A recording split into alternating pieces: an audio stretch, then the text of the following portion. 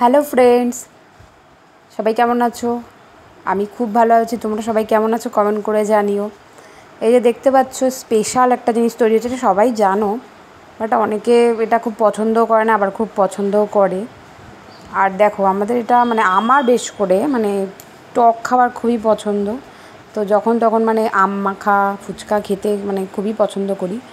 তো এখন বিকেলবেলা, তো এই যে দেখতে পাচ্ছ এখানে প্রচণ্ড পরিমাণে লঙ্কা দিয়েছে। আমি বলেছি খুব ঝাল দিতে, সব মশলা দিয়েছে, বাস এবার খাওয়া স্টার্ট। কিন্তু ওদিক থেকে ডাক আসছে যে আমরাও খাবো, আমরাও খাবো। আমি বলছি না, এদিকে আর এসো না তোমরা, আমরা আগে খেয়ে নিই, তারপর তোমরা আসবে। এই যে দেখো, ডলে ডলে পুরো মাখা হচ্ছে, তারপর যেন টেস্টটা এদিক দিয়ে বের হচ্ছে। এই যাকে দেখতে পাচ্ছি ওই লোকটা খুবই পরিষ্কার, মানে এর হাতে ফুচকাটা খেয়ে আমার খুব ভালো লেগেছিলো একবার, তাই আমি আবার এনাকে ডেকেছি। বাড়ির সামনেই এসেছে ফুচকা বানানোর জন্য। এই যে সব রেডি করেছে, এবার টক জল ওখানে হাতটা ধুয়ে নিল। দেখো, দেখেই লোভ লাগছে, মনে হচ্ছে কখন খাবো। তোমরা কে কে পছন্দ করো ফুচকা খেতে আমাকে কমেন্ট করে অবশ্যই জানাবে।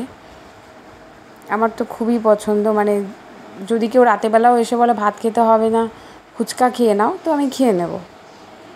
এই জলটা প্রায় শেষের দিকে, কারণ এখন বিক্রি করতে করতে এখানে এসেছে লাস্ট, মানে এখন উনি বাড়িই চলে যাবে এগুলো বিক্রি করে। দেখো ফুচকার সাইজটা খালি দেখো কত বড়। একটু চাটনি দিয়ে খাবে বললো, তো চাটনি দিয়ে দিল ফার্স্ট। এবার আমার পালা,